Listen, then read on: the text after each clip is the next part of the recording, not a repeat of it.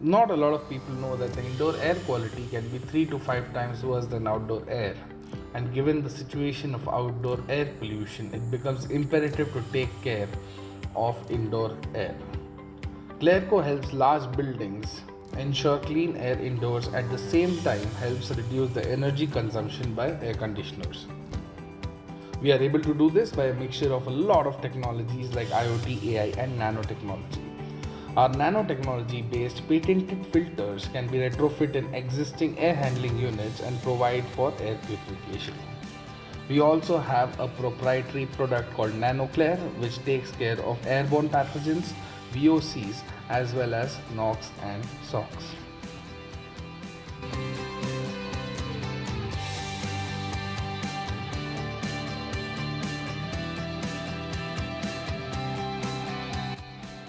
We are the only company in the world that guarantee indoor air quality, and we provide all of this in an OPEX format, meaning no one has to invest in the air purification or the energy efficiency tech upfront.